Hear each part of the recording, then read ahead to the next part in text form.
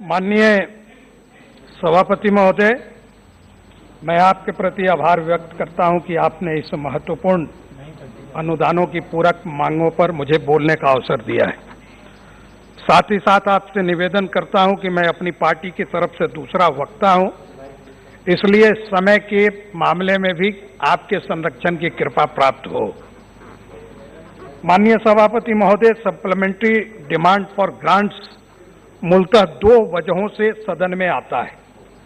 जब authorise amount sufficient नहीं रह जाता या फिर जब एडिशनल एक्सपेंडिचर की जरूरत पड़ती है।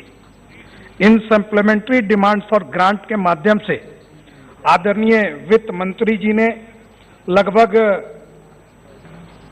2.35 लाख करोड़ के रुपए की राशि का निर्धारण इस लोकसभा के अंतर्गत रखा है। जहां तक मेरा ध्यान आता है कि भारत के संसदीय इतिहास में ये सबसे बड़े रकम वाला डिमांड्स ऑफ ग्रांट होगा और इस दृष्टि से जिसके तहत लगभग 1.67 लाख करोड़ रुपए का नेट कैश जो अतिरिक्त व्यय के रूप में इस देश के सामने आएगी, जबकि 68,868 करोड़ रुपए की राशि का इंतजाम विभिन्न मंत्रालयों और विभागों में बचत को बढ़ावा देकर तथा अन्य मदों में प्राप्तियों के माध्यम से पूरा किया गया है। यह डिमांड ऑफ ग्रांट इस महत्वपूर्ण दौर में सदन के सामने आया है जब पूरे विश्व के साथ साथ भारत भी कोरोना के वैश्विक चुनौती का सामना कर रहा है। इसलिए कोविड महामारी के माध्यम से ये पैसे समाज और वित्तीय ढांचे को मजबूत बनाने के लिए खर्च होगा। माननीय सभापति महोदय, मैं आंकड़ों में बहुत इसलिए नहीं जाना चाहूंगा कि हमारे पार्टी के पूर्व वक्ता आदरणीय जयंत सिन्हा जी ने आंकड़े आपके समक्ष रखे हैं। मैं मुख्य रूप से ये कहना चाहूंगा कि जहां मनरेगा में हमने 40,000 करोड़ रुपए का अनुदान दिया है, वहीं प्रधानमंत्री जनधन योजना और सामाजिक सहायता कार्यक्रम के माध्यम से लाभार्थियों के खाते में नकदी ट्रांसफर के लिए 33,771 करोड़ मांगे हैं।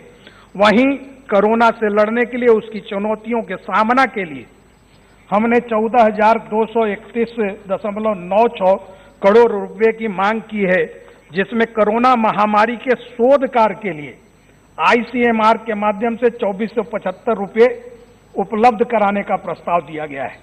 वहीं भारत के मध्यम वर्ग और भारत की जनता को ध्यान में रखते हुए हमारा मूल्य स्थिर रहे, बाजार में कोई आपाधापी नहीं मचे, इसलिए मूल्य स्थिरीकरण के लिए हमने 6,000 करोड़ रुपए रखे हैं। उसी के साथ साथ जो खास सब्सिडी की योजना माननीय प्रधानमंत्री जी ने नवंबर तक जारी रखने की बात कही है, उसके लिए भी हमने 10,000 करोड़ रुपए उपलब्ध कराए हैं। वहीं नौजवानों के लिए मुद्रा और मुद्रा योजना के लिए लगभग 1,232 करोड़ और गरीब कल्याण योजना के लिए 4,800 करोड़ रुपए उपलब्ध कराए हैं। वहीं सहकारी बैंकों के लिए 20,000 करोड़ रुपए और लाभार्थियों और गैस कनेक्शन प्रधानमंत्री उज्ज्वला के लाभार्थियों के लिए लगभग 13,000 करोड़ रुपए। मेरे कहने का तात्पर्य यह है कि हमको ये ध्यान रखना होगा कि इस डिमांड ऑफ ग्रांट के माध्यम से हम एक नए भारत की रचना करने जा रहे हैं। निश्चित रूप से हमें ये देखना होगा कि इस डिमांड्स ऑफ ग्रांट में जो इतनी बड़ी राशि आई है, इसके पीछे का मूल तत्व क्या है, हमारी विचारधारा क्या है, हमारी सोच क्या है। और ये सोच तब और जरूरी हो जाती है सदन के माध्यम से देश की जनता को बताना, जब प्रतिपक्ष के नेता ये कहते हो कि कोरोना से लड़ने के लिए थाली बजाया, ताली बजाया, दिया बजाया, जलाया, इसकी उपयोगिता क्या है। और वो अर्थव्यवस्था को भगवान के भरोसे छोड़ते हैं। हम निश्चित रूप से भगवान के भरोसे अर्थव्यवस्था को नहीं चलाते, लेकिन हम भगवान के माध्यम से दिए गए हुए संकेतों को पहचानते हैं और हमारे जिसको हम ईशवाणी कहते हैं, जिसको ईश्वरीय वाणी कहते हैं, जो हमारे पुराणों में, हमारे ग्रंथों में, हमारे मनीषियों के माध्यम से जो स्वर अभिव्यक्त हुए हैं, जिस अर्थशास्त्र को पहचानने की शक्ति भारत की आजादी के बाद की बनी सरकारों में नहीं थी। उस स्वर को हमने पहचाना है और अपनी नीतियों के माध्यम से आत्मनिर्भर भारत बनाने की योजना की शुरुआत की। इसलिए आपको मौलिक अंतर आएगा। हमने कभी ये चर्चा नहीं किया कि जब महात्मा गांधी ने चरखे के माध्यम से देश को स्वतंत्रता दिलाने की बात की थी, हम सबको पता है कि चरखे से स्वतंत्रता नहीं मिलती। हम ये भी जानते हैं कि नील की खेती का विरोध करने से स्वतंत्रता नहीं मिलता, लेकिन वो भूल जाते हैं क्योंकि यहां की सांस्कृतिक एकता और विरासत को नहीं जानते। हमारे सांस्कृतिक राष्ट्रवाद को संप्रदाय के चश्मे में देखते हैं, नहीं तो उनको पता होगा कि इन संकेतों से, इन कार्यक्रमों के माध्यम से देश का एक विराट जागृत होता है, जिसको पंडित दीनदयाल उपाध्याय ने चिति शब्द से नवाजा है। और उसी विराट चिति का प्रदर्शन था जिस दिन देश के अंदर जनता ने थाली बजाया और जिस दिन दीप जलाई। हम सब जानते हैं कि अंधेरे में गुजरते बच्चे को उसके बाप की उंगली सहारा देती है। कोई संकट आएगा तो ठीक है, हो सकता वो सामना नहीं करे, लेकिन उस बच्चे को भरोसा होता है कि उसका गार्जियन, उसका पिता, उसका अभिभावक उसकी रक्षा को करने के लिए साथ चल रहा है।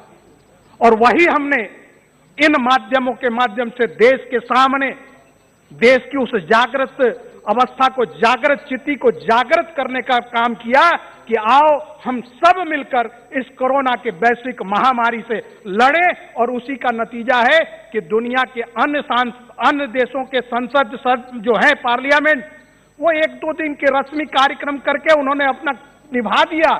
लेकिन आज पक्ष हो या प्रतिपक्ष हो, भारत का पार्लियामेंट 18 दिन के लगातार चर्चा के लिए बैठा है ताकि हम आने वाले सुनहरे भारत के भविष्य का निर्माण रख सकें।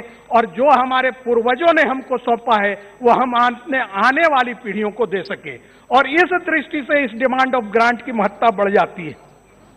और मैं इसलिए भी यहां कहना चाहूंगा कि कल का दिन जो गया है, जहां हमारे माननीय प्रधानमंत्री नरेंद्र मोदी जी का जन्मदिवस था, वहीं वो विश्वकर्मा दिवस भी था।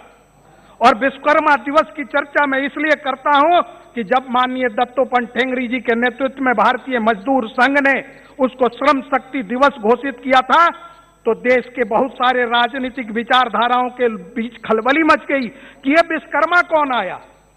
ये स्थिति इसलिए उत्पन्न हुई कि हमने अर्थशास्त्र के प्राचीन विद्या को पहचाना नहीं। अगर हमने कौटिल्य का अर्थशास्त्र पढ़ा होता तो हमको मालूम होता कि कौटिल्य ने अपने अर्थशास्त्र में 114 बार अपने पूर्ववर्ती अर्थशास्त्रियों के निर्देशों और संदर्भों का उल्लेख किया है।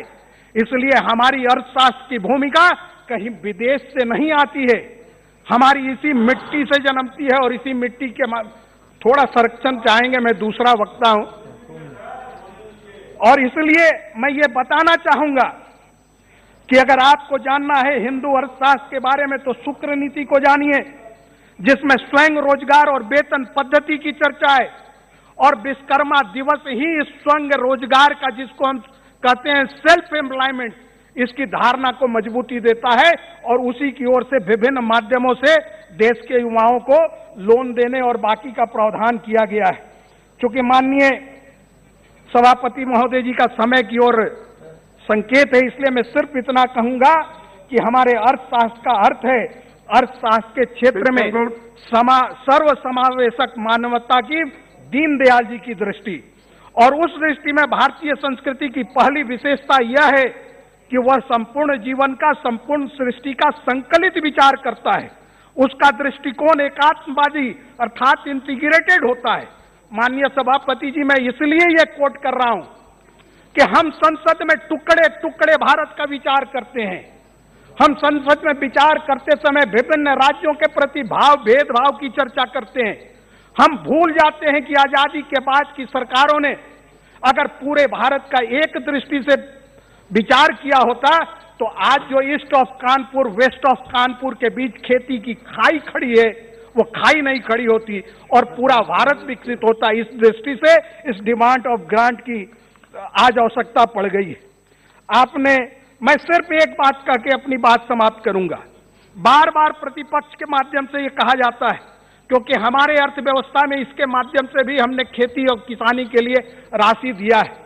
बार बार ये कहा जाता है कि हमने हरित क्रांति लाई थी, मैं इस सदन को याद दिलाना चाहता हूं कि आप ही के समय में 1986 में डॉक्टर एस के राय, जो भारत सरकार में ब्यूरोक्रेट थे, उन्होंने इंडियन इकोनॉमी की किताब लिखी थी और उन्होंने एक चैप्टर उसमें लिखा है कि हाउ ग्रीन वाज रिवोल्यूशन, और वो मैं शॉर्ट में पढ़ना चाहता हूं, 2 मिनट और चाहूंगा। मैं उनको कोट करना चाहता हूं कि if the green revolution can not be taken to the rest of India, the prospect for Indians agriculture are not very bright. We have made a certain amount for the progress, but this is still inadequate. इसलिए मैं इस बातों को कहते हुए एक बात और कहना चाहूंगा। Okay, thank you. क्या एक मिनट मुझे कल कुल,